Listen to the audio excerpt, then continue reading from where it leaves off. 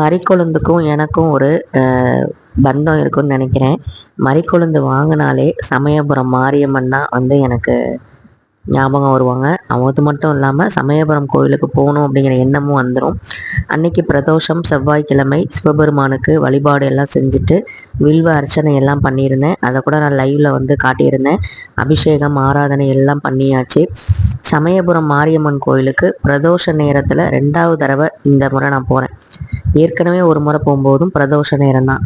சிவசக்தி ரூபமாக இருக்கக்கூடிய நம்மளுடைய சமயபுரம் மாரியம்மன் சிவம் வேறு சக்தி வேறு அப்படி இல்லை அப்படிங்கிறத நிரூபிக்கிற ஒரு ஸ்தலமாக தான் நான் பார்க்குறேன். ஏன் அப்படின்னா எல்லா அம்மன் கோயில்கள்லையும் குங்குமம் தான் பிரசாதமாக கொடுப்பாங்க ஃபஸ்ட்டு. ஆனால் கர்ப்பகிரகத்தில் அம்பாள் முன்னாடி அந்த சிவனுடைய அம்சமான விபூதியை வந்து பிரசாதமாக கொடுப்பாங்க. ஸோ இதை நான் நிறைய தடவை சொல்லியிருக்கேன். இன்னைக்கு அந்த சிவபெருமானோட அருளோடையும் பார்வதி தேவியோட அருளோடையும் அம்பாளை வந்து பார்க்க கிளம்பியாச்சு.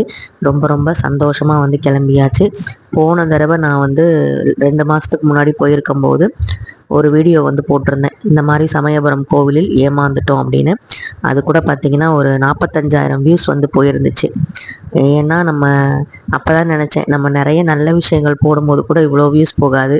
நம்ம யாராவது ஒருத்தங்க ஏமாந்துட்டோம் இல்லை ஏதாவது ஒரு பிரச்சனைனா தான் அது சீக்கிரமாக வந்து ரீச் ஆகுது. ஸோ வந்து பார்த்திங்கன்னா அந்த பிரச்சனையை வந்து நான் ஏமாந்துட்டேன்னு சொல்கிறத விட மற்றவங்க யாரும் ஏமாந்துடக்கூடாது அப்படிங்கிறதுக்காக தான் அந்த வீடியோ போட்டேன். அதில் நிறைய பேர் கமெண்ட்டில் வந்து அவங்க எப்படி வந்து ஏமாந்தாங்க அப்படிங்கிறத வந்து பார்த்திங்கன்னா ஷேர் பண்ணியிருந்தாங்க. ஸோ எனக்கே ஆச்சரியமாக இருந்தது, அதிர்ச்சியாகவும் இருந்தது அதை பார்க்கும்போது. ஸோ வந்து பார்த்திங்கன்னா இந்த தடவை அந்த மாதிரி எதுவும் நடக்கக்கூடாது அப்படின்னு சொல்லி தான் நான் கோவிலுக்குள்ளேயே வந்து என்ட்ரானேன். அது மட்டும் இல்லாமல் போன தடவை எனக்கு வந்து சங்கடத்தோடு நான் வந்தேன். இந்த முறை வந்து எனக்கு அப்படி எதுவும் நடந்துடக்கூடாது, நீ தான் பொறுப்பு அப்படிங்கிறத நான் வந்து சொன்னேன். அதே மாதிரி ரொம்ப ரொம்ப சந்தோஷமாக வந்து பார்த்திங்கன்னா அம்பாள் வந்து எனக்கு அனுகிரகம் பண்ணதை நான் வந்து உணர்ந்தேன். அது நான் தான் உணர முடியும். அவங்கவுங்க போய் ஆத்மார்த்தமாக அந்த இடத்துல நிற்கும் போது தான் அவங்க உணர முடியும். இது வந்து போன தடவை சொன்னதுக்காக இந்த தடவை ஆப்போசிட்டாக சொல்கிறீங்களான்னு நினைக்காதீங்க. இந்த தடவை எந்த ஒரு நபர்களும் எங்கள்கிட்ட வந்து நாங்கள் கூட்டிகிட்டு போகிறோம் காசு கொடுங்க அப்படின்னு சொல்லலை ஃபஸ்ட்டு. அதே மாதிரி உள்ளே என்ட்ரானோன்னே கும்பல் வந்து பார்த்திங்கன்னா இருந்தாலுமே ஒரு நம்ம வந்து அந்த அம்பாள்கிட்ட வந்து பார்க்குறது வந்து பார்த்திங்கன்னா ஒரு செகண்ட் கூட இருக்காது. ஆனால் வந்து பார்த்திங்கன்னா க்யூவில் அவ்வளோ நேரம் நிற்போம். போய் அம்பாளை போய் பார்க்குறதே ரொம்ப சிரமமாக இருக்கும். இந்த உப்பு காணிக்கை எல்லாமே வந்து பார்த்திங்கன்னா இடம்லாம் மாறிடுச்சு. ஸோ உள்ளே போய் நம்ம கர்ப்பகிரகத்துக்கு நேராக ஒரு உப்பு காணிக்கை செலுத்துகிற இடம் இருக்குது. உள்ளே போயிட்டு கொடி மரத்துக்கிட்டே இருக்கும், அங்கே போய் நம்ம வந்து செலுத்தலாம். அது வந்து நம்ம வந்து கட்டின சீட்டு வழியாக போகும்போது நமக்கு வந்து கொடுப்பாங்க 100 ரூபா டிக்கெட்டு. நாங்கள் வந்து போயிருந்தோம். ரொம்ப ரொம்ப நல்ல தரிசனங்க. அங்கே போகும்போது கும்பல் வந்து இந்த சேலை சாத்துறவங்க வேண்டினவங்க இவங்களோடதெல்லாம் இருந்தனால அவங்கெல்லாம் வந்து நின்று சாத்தினனால நாங்கள் பின்னாடி அவங்க பின்னாடி நின்றனால ரொம்ப நேரம் நின்னோம். யாருமே வந்து போகணுன்னு சொல்லலை. ஆனால் வந்து இலவச தரிசனத்தில் வந்து நம்ம போகும்போது இந்த ஒரு சிக்கல் வந்து இருக்கும். ரொம்ப வந்து பார்த்திங்கன்னா நின்று சாமி கும்பிட முடியாது. அதனால தான் நம்மளே என்றைக்கோ ஒரு நாள் போகிறோம்.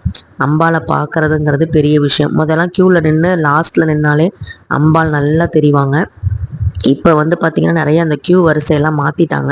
ஸ்ட்ரைட்டாக வந்து அந்த பொது தரிசன வழியெலாம் விட்றாங்க. அதனால் வந்து பார்த்திங்கன்னா டக்கு டக்குன்னு வந்து வெளியே வந்து அமுச்சிட்றாங்க. இதே வந்து பார்த்திங்கன்னா காசு கொடுத்து இங்கிட்டு போகிறவங்களுக்கு நம்ம நிற்கலாம். ஆனால் வந்து பார்த்திங்கன்னா அம்பாள் கர்ப்பகிரகத்தில் முதல்ல நல்லா தெரிவாங்க. இப்போ வந்து தெரியறதில்ல. கொஞ்சம் அந்த கர்ப்பகிரகத்தில் கொஞ்சம் ஆல்ட்ரு பண்ணியிருப்பாங்க போல இருக்குது, இறக்கியிருப்பாங்க போல இருக்குது. அதனால் வந்து பார்த்திங்கன்னா அந்த அம்பாள் வந்து இங்கேருந்து பார்த்தா தெரியாது. ஸோ கொஞ்சம் பக்கத்துலேயே போய் போய் போய் நின்று க்யூவில் நின்று பார்த்தா தான் தெரியும். அவங்களுடைய ஜோதி அந்த ஃபஸ்ட்டு அந்த ஜோதி தான் தெரியும், விளக்கு ஒளி. அதுக்கப்புறம் வந்து பார்த்திங்கன்னா கை தெரியும், அப்புறமா கால் தெரியும். அதுக்கப்புறம் எட்டி பார்த்திங்கன்னா தான் அவங்களுடைய பவள முகமே தெரியும். அப்படி ஒரு அழகு. எனக்கு ரொம்ப ரொம்ப பிடித்த ஒரு எல்லாருக்குமே பிடிக்கும். சமயபுரம் மாரியம்மனை பிடிக்காதவங்க யாரும் இருப்பாங்களா? அவங்க தானே ஆதிசக்தி. அவங்க வந்து இல்லைன்னா மற்றவங்களாம் யாரும் இல்லை அப்படிங்கிற மாதிரி நல்லபடியாக சாமி கும்பிட்டுட்டு அவங்களுக்கு வந்து பார்த்திங்கன்னா மரிக்கொழுந்து வந்து மாலை வந்து சாத்தி எலுமிச்சம்பழம் மாலையும் சாத்திட்டு பிரசாதம் வந்து வாங்கிட்டு அங்கேருந்து கிளம்பிட்டோம். வரும்போது அந்த மேலே இருக்கிற அந்த பெயிண்டிங்லாம் வந்து நீங்கள் பார்த்துருக்கீங்களா அப்படின்னு சொல்லுங்கள். ரொம்ப ரொம்ப அழகாக வந்து பார்த்திங்கன்னா நல்லா வந்து கலைநயத்தோடு வரைஞ்சிருப்பாங்க. அதில் எல்லா அம்பாலுமே வந்து பார்த்திங்கன்னா சுற்றி வரும்போதே நம்ம தரிசிக்கலாம். அந்த மேலே அந்த வீடியோ காமிக்கிறேன் பாருங்கள் உங்களுக்கு. கோவிலே வந்து பார்த்திங்கன்னா ரொம்ப வந்து ஒரு விசாலமாக இருக்கும். அதில் ஒவ்வொரு அம்பாலும் ஒவ்வொரு ரூபத்தில் வந்து பார்த்திங்கன்னா நமக்கு வந்து காட்சி கொடுப்பாங்க. ஸோ அதெல்லாம் பார்த்துக்கிட்டே வந்தேன். கோவிலுக்கு போகும்போது நம்ம வந்து மற்ற விஷயங்களை பேசுகிறது, மற்றவங்களை பற்றி குறை சொல்லி பேசுகிறத விட இந்த மாதிரி விஷயங்கள் நம்ம பார்க்கும்போது நம்ம மனசுக்கு ஒரு நிம்மதியாக இருக்கும். முதல்ல கோவில் போனால் நம்ம பேசவே கூடாதுன்னு நான் நினப்பேன். நிறைய பேர் அங்கே வந்தால் நிறைய விஷயங்களை பேசவே செய்வாங்க. ஆனால் நான் போனால் கோவிலுக்கு போனால் அமைதியாக போகணும், கத்தக்கூடாது அப்படின்னு நினப்பேன். அது வந்து எப்படின்னா நம்ம தனியாக போனால் மட்டும்தான் அது முடியும், அது சாத்தியப்படும். போயிட்டு நல்லா வந்து சாமியை வந்து கும்பிட்டுட்டு கிளம்பியாச்சு. அந்த அங்கே பாருங்கள் அம்பாளுடைய அந்த தஞ்சாவூர் பெயிண்டிங் நினைக்கிறேன், எனக்கு சரியாக தெரியல.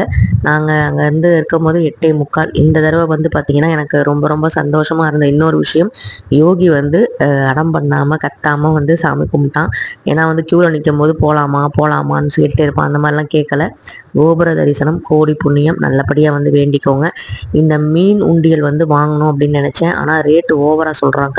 இப்போல்லாம் சமயபுரத்தில் ரொம்ப ரேட்டு. அதனால் வந்து பார்த்திங்கன்னா நான் வேறு ஒரு உண்டியல், சின்ன உண்டியல், மண் உண்டியல் வந்து வாங்கிட்டு வந்துருந்தேன். அதுக்கப்புறம் வந்து பார்த்திங்கன்னா மணி 9 ஆச்சு. சரி சாப்பிட்டு போயிடலான்னு சொல்லிட்டு பக்கத்தில் இருக்க பார்வதி பவனில் போயிட்டு சாப்பிட்டாச்சு. இங்கே போகிறதுக்கு முக்கிய காரணம் என்னென்னா, நிறைய சட்னி வகைகள் இருக்கும், நிறைய வந்து இட்லி பொடி வகைகள் இருக்கும். அதனால் வந்து பார்த்திங்கன்னா ப்யூர் வெஜ் வேறு. ஸோ மற்ற கடைகளில் போனால் இந்த குருமாலாம் கொஞ்சம் மாற்றி கலந்து விடுவாங்கன்னு சொல்லிட்டு தான் சரி இன்றைக்கி பிரதோஷம் சுத்தமான சைவ ஹோட்டலுக்கே போயிடலான்னு சொல்லிட்டு தான் பார்வதி பவன் போனோம். இங்கே வந்து யோகிக்கு வந்து வெஜ்ஜு ஹோட்டல் பிடிச்ச ஹோட்டல் இதுதான். ஏன்னா இங்கே வந்து அந்த விளையாடுற இடம்லாம் இருக்கும், சர்க்கஸு ஊஞ்சல்லாம் இருக்கும். அதனாலேயே இங்கே வந்து விளையாடுவான், அங்கே வரணும்னு நினப்பான். அதுக்கப்புறம் சாப்பிட்டுட்டு வீட்டுக்கு வந்துட்டு கோவிலில் கொடுத்த மறிக்குழந்தை வந்து நான் அம்பாளுக்கு திரும்பவும் சாத்திட்டு, அந்த உண்டியல் வந்து நான் வாங்கினது 75 ரூபா மண் உண்டியல். அதே அம்பாளுடைய புடவை கலர்லேயே வந்து வாங்கிட்டேன், மஞ்சள் கலரில். ஸோ வந்து ரொம்ப ரொம்ப சந்தோஷமாக இன்றைக்கி செவ்வாய்க்கிழமை பிரதோஷம் நல்லபடியாக வந்து போச்சு. உங்களுக்கு எப்படி வந்து சமயபுரம் மாரியம்மன் அருள்பாலிச்சாங்க, எந்த மாதிரி விஷயங்கள்லாம் செஞ்சாங்கங்கிறத கமெண்ட்டில் சொல்லுங்கள். எனக்கு போன தடவை இந்த சங்கடத்தை எல்லாம் தீர்த்து இந்த தடவை பரிபூர்ண சந்தோஷத்தோடு அனுப்பி வச்சாங்க. அதுதான் வந்து தாய்ங்கிறது. குழந்தைங்க அழுதா அம்மாவால் தாங்க முடியாது, அதை விட டபுள் மடங்காக நமக்கு நல்லது செய்வாங்க அப்படிங்கிறத நான் வந்து உணர்ந்துட்டேன் அன்னைக்கு. போன தடவை உன்னையால் என்னை திட்டினாங்கம்மா நிறைய பேர், உனக்கு காசு இருக்க தும்புறதுனால நீ போனேன்லாம் சொன்னாங்கம்மா அப்படின்னு சொல்லி சொன்னேன். அதுக்கு அம்பாள் என்னை பார்த்து சிரித்த மாதிரியே இருந்துச்சு. எல்லாமே அவங்க கொடுத்தது தான், அவங்க கொடுத்தது இல்லாமல் நம்மளாம் எதுவுமே உருவாக்குனதில்லை. ஸோ இந்த பௌர்ணமி நிலவொளி எனக்கு இந்த இரவு இப்படி அம்பாளுடைய ஆசீர்வாதத்தோடு அமையும் நானே நினச்சி பார்க்கல. திடீர்னு கிளம்புனோம், போனோம், அம்பாளை பார்த்தோம். நான் வந்து எங்கள் வீட்டுக்கார்ட்ட கேட்டேன், நான் சொன்னதை நினச்சது தான் அவரும் சொன்னார். அதுவே எனக்கு சந்தோஷமாக இருந்துச்சு. என்னங்க அம்மாட்ட வேண்டுனீங்க அப்படின்னு கேட்டேன். நமக்கு என்ன தரணும்னு அவங்களுக்கு தெரியாதா, அவங்கள்ட்ட போய் என்னத்தை கேட்கறது, அவங்கள பார்த்தாலே போதும் அப்படின்னு. இதே தான் நானும் வந்து அம்பாள்கிட்ட சொன்னேன். அதே வார்த்தையே என் வீட்டுக்காரர் சொன்னார். நல்ல ஒரு கோஇன்சிடெண்ட்டாக இருந்துச்சு. யோகியும் வந்து பார்த்திங்கன்னா கோபுரத்துக்கு முன்னாடி நல்லா வேண்டிட்டு நல்லா விழுந்து கும்பிட்டு அடம் பண்ணாமல் இருந்தான். அதனால் வந்து மனசில் இன்னும் கொஞ்சம் எனக்கு சந்தோஷமாக இருந்துச்சு அன்றைக்கி ஃபுல்லாகவே. உங்களுக்கு சமயபுரம் மாரியம்மனை பிடிக்கும் அப்படின்னா ஓம் சக்தின்னு கமெண்ட் பண்ணுங்கள். இந்த வீடியோ பிடிச்சிருந்தா like, share, comment and subscribe பண்ணுங்கள். தேங்க்யூ.